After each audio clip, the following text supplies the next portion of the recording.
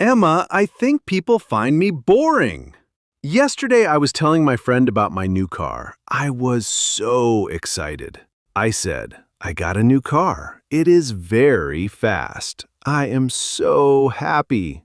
But he just looked at me and said, Oh, okay, cool. He didn't feel my excitement. It's like I'm speaking English, but the soul of the language is missing. Why do I sound like a microwave reading a manual? Oh, Max, you've got the flat tone syndrome. You're pronouncing the words correctly, but you're missing the music. English isn't a flat language like some others. English is a musical language. It goes up and down, fast and slow. If you speak in a flat line, it doesn't matter how great your words are. You'll sound like a robot that needs a battery change. A robot?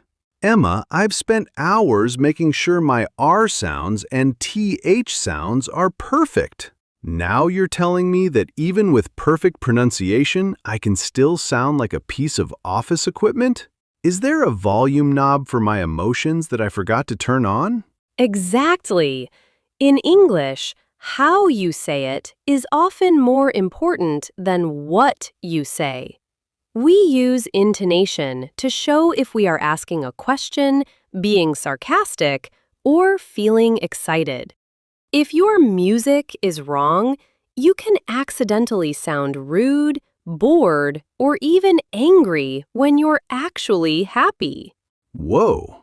So I could be saying thank you, but sounding like I hate you, just because of my tone? That explains why the waiter looked at me so strangely this morning.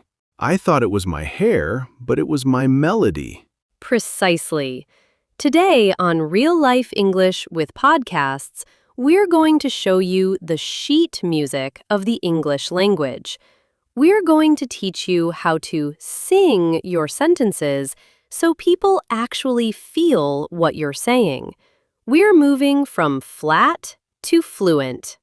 Hello, everyone. Welcome back. I'm Emma, and today we're going to turn your English into a masterpiece. And I'm Max, the guy who's ready to stop sounding like a calculator and start sounding like a rock star. We are so happy you're here. This is the secret ingredient that separates the learners from the speakers. If you've ever felt like people aren't getting your personality when you speak English, it's probably because your intonation is stuck in a box. Let's break that box open. Before we start the concert, join our global choir. If you want to speak English with life, energy, and rhythm, hit that subscribe button right now. Your support helps us keep the music playing. Join the Real Life English with Podcasts family, and let's find your rhythm together. And hit that like button if you've ever felt like your English was too monotone. Let's see how many of us are ready to find our English voice. Max, the first rule of the music of English is word stress. In every sentence, there are high notes and low notes. If you stress the wrong word, you change the whole meaning. Hey bro, explain it in simple language. So, a sentence is like a dance? If I step on the wrong beat, the whole dance looks awkward. Exactly. Take the sentence, I didn't say he stole the money. If you stress I, it means someone else said it. If you stress stole, it means he maybe just borrowed it. The words are the same, but the music tells the truth. Whoa, that is crazy. The same words can mean 5 different things just by changing the stress? I need to learn this before I accidentally accuse my boss of stealing my lunch. Exactly. And in part 2, we're going to talk about the rollercoaster rule, why your voice needs to go up and down like a ride at an amusement park. I know what you guys are thinking. Max, I'm too shy to be dramatic with my voice. But listen, being dramatic is the only way to be understood. We're going to show you how to do it without feeling silly. Get ready for the ride of your life. Stay with us, family. We're about to make your English sing. All right, Max, now that you know about stressing the right words, let's talk about the roller coaster rule. English is not a flat road. It's a series of hills and valleys. We call this pitch. If you keep your voice at the same level, you sound uninterested or even robotic. To sound natural, your voice needs to climb and dive. Climbing and diving? Emma, I'm just trying to say how are you, not fly a fighter jet. If I start moving my voice up and down like a crazy person, won't people think I'm singing an opera in the middle of the street? Hello, how are you? People will think I've finally lost my marbles. Not quite that dramatic, Max. But think about it. When a native speaker asks a question like, "Is it raining?" their voice goes up at the end. It's like a little musical signal that says, "Hey, I'm waiting for an answer." If you say it with a flat voice, "Is it raining?" it sounds like a boring fact, or worse, like you're angry that it's raining. Whoa, so the music is actually a signal system? Like a turn signal on a car. It tells the other person what I'm doing with my words before I even finish the sentence. Exactly. And it's not just for questions. We use pitch to show emphasis. If I say, "That was a great movie," my voice goes high on the word great to show my excitement. If I say it flat, "That was a great movie," it sounds like I actually hated it and I'm being sarcastic. Hey bro, explain it in simple language. So, my voice is like a highlighting pen. When I want a word to stand out, I just make it taller with my pitch. If I don't use the pen, the whole page looks the same and nobody knows what's important. Exactly. You're a natural at these analogies, Max. But here is the problem for many learners. In some languages, the pitch stays very steady. So when those students speak English, they bring that steady music with them. To a native ear, that sounds like the person is bored, tired, or doesn't want to talk. No way. So I could be feeling very happy and excited to meet someone, but because my voice is flat, they think I'm bored and want to go home? Emma, this is a disaster. I'm accidentally being rude to everyone. How do I fix my highs and lows? Don't panic. The first step is exaggeration. When you practice at home, I want you to be too dramatic. Go higher than you think you need to. Go lower than you think you need to. You need to stretch those vocal muscles so that in real life you can reach those notes comfortably. Whoa, so it's like stretching before a football match? I need to be a vocal gymnast. I'm going to spend my evening saying, "Really? That is amazing," until my voice can touch the ceiling. Exactly. And that energy is what makes people want to listen to you. It makes you magnetic. People are drawn to speakers who have life in their voice. I know you guys watching must be thinking, "Max, I'll feel so silly being dramatic." But listen, what feels silly to you sounds normal to a native speaker. We are a dramatic bunch. If you don't use the roller coaster, you're staying at the bottom of the hill while everyone else is having fun at the top.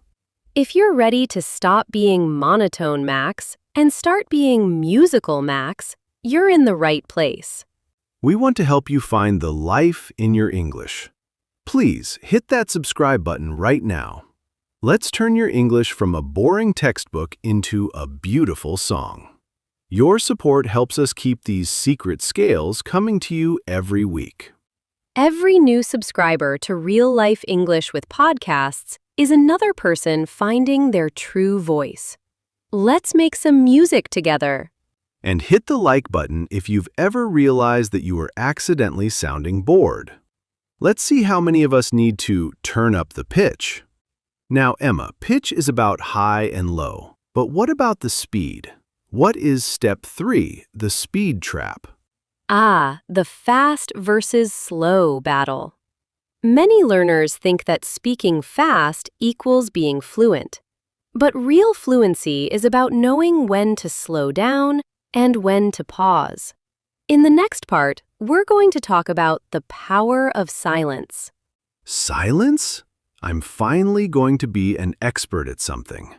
I'm very good at being silent when I forget a word. Stick around, family, because we're going to show you how to use your pauses like a professional public speaker. Stay with us, because the magic of the pause is coming up next. Okay, Max, we've got the pitch, we've got the stress, but now we need to talk about speed. Most English learners believe a very dangerous lie. If I speak fast, people will think I'm fluent. So they rush through their sentences like they are being chased by a lion, and they end up crashing. Oh, that is me! Emma, I feel like if I stop for even 1 second, the listener will think, aha, Max is stuck. He doesn't know English.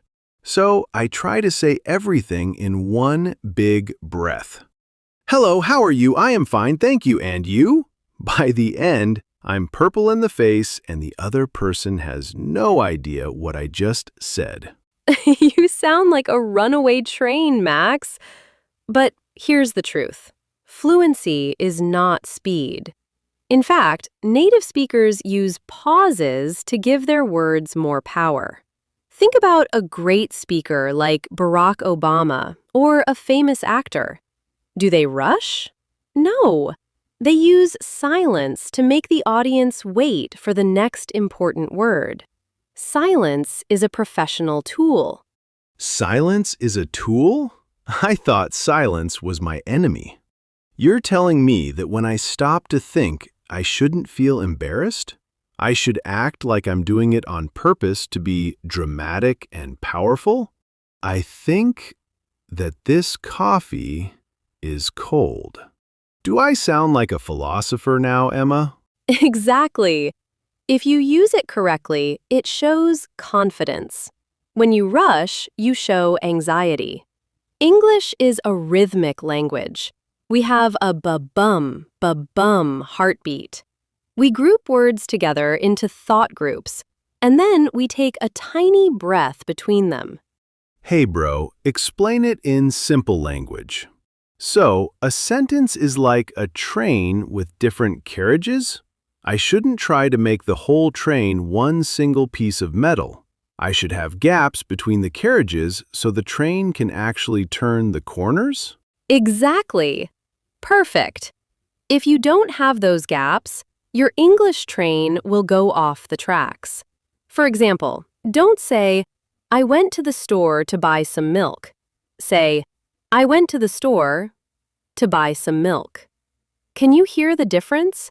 It gives the listener's brain time to process the first half before you give them the second half. Whoa, I can actually hear it. It sounds much more relaxed. It's like I'm giving the other person a gift, and I'm letting them unwrap the first part before I give them the next one. This takes so much pressure off my chest, Emma. I don't have to be a race car driver anymore. That's the goal. When you slow down and use pauses, your pronunciation also gets better because you aren't eating your words. You have time to finish each sound properly. You sound more intelligent, more authoritative, and much more natural. I know what you guys watching must be thinking. But Max, if I slow down, won't I sound like a beginner? Listen, a beginner sounds slow because they are struggling. A fluent speaker sounds slow because they are controlling the conversation. There is a huge difference. One is a mistake, the other is a choice. Choose to be in control. Max. If you're ready to stop the speed race and start mastering the rhythm of real life, you've found the right community. We want to help you find your natural pace. Please take a second to hit that subscribe button right now. Let's learn how to use the power of the pause together. Your support helps us keep bringing you these hidden rules of communication. Every new subscriber to Real Life English with Podcasts is another person taking back their confidence. Let's slow down and connect better. And hit the like button if you've ever felt out of breath while trying to speak English. Let's see how many speeders we have in the audience. Now, Emma, we've got pitch, we've got stress, and we've got rhythm.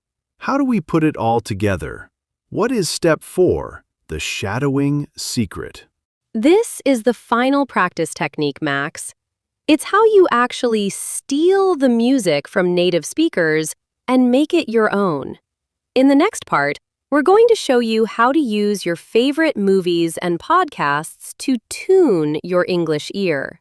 Stealing music? I'm ready to be an English ninja.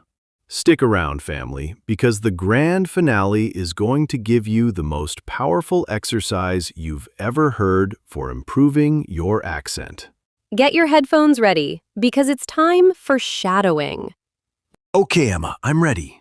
I've got my pitch roller coaster working, I'm using the power of the pause, and I've officially stopped racing against the speed of light. But I still feel like I need a pattern to follow. How do I actually learn these melodies if they aren't written in my grammar books? Is there a secret training camp for English ninjas? There is, Max, and it's right inside your headphones. It's a technique called shadowing. Think of it like a musician learning a new song. They don't just read the notes, they listen to the original singer and try to match every tiny detail: the breath, the emotion, the speed, and the rhythm. Shadowing? Emma, that sounds like I'm going to follow people in the street and repeat what they say. Excuse me, sir, did you just say, "I'd like a hot dog"? Me too. I'd like a hot dog. I'll get arrested in 5 minutes. My neighbors already think I'm weird because I talk to my plants in English. No, Max, don't follow people in the street. Shadowing is when you take a short clip of a native speaker, maybe from a movie, a TED Talk, or even from this podcast, and you repeat what they say at the exact same time they are saying it. You aren't just repeating words, you are shadowing their voice. Hey bro, explain it in simple language. So it's like karaoke, but for talking? Instead of singing along to my favorite song, I'm speaking along to a real conversation? I'm trying to be the double of the speaker? Exactly. You want to become their shadow. When they go high, you go high. When they pause, you pause.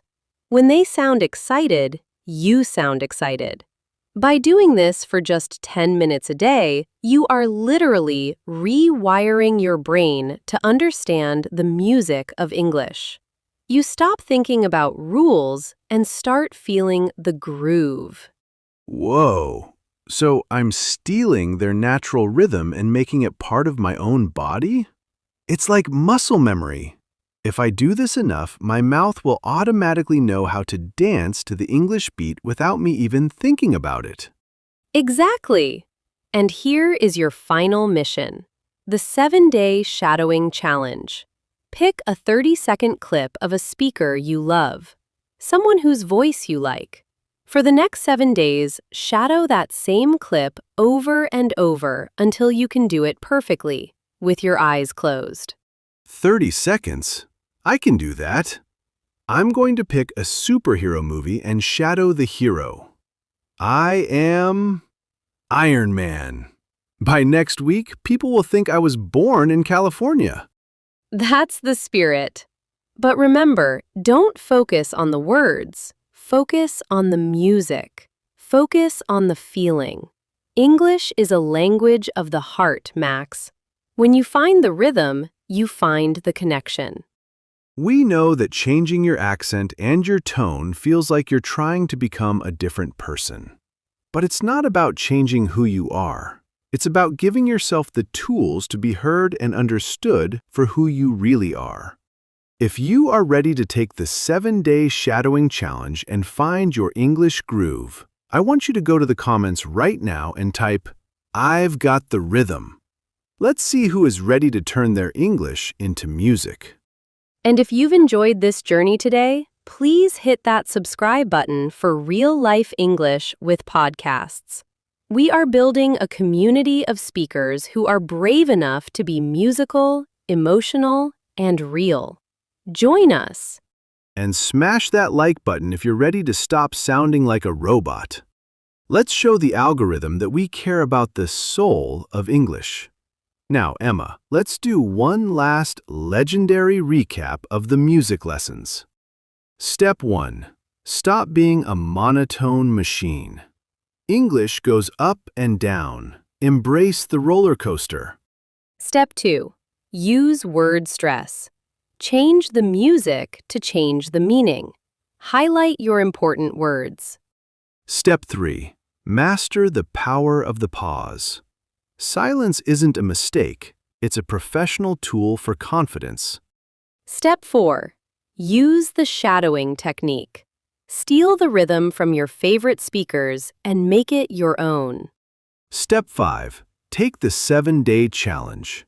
10 minutes a day is all it takes to rewire your brain. I can already hear the music in your voice, Max.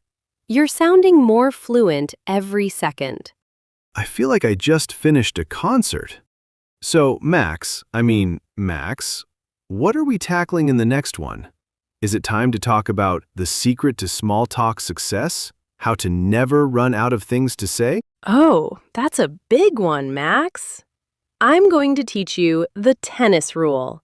How to keep the conversation ball moving so it never hits the ground. Tennis? Now I'm an athlete too? I love this podcast. Thank you so much for being part of Real Life English with Podcasts. Go out there, find your rhythm, and never stop singing your English song. The music is all around you. Just listen. Bye, everyone. Keep practicing. See ya!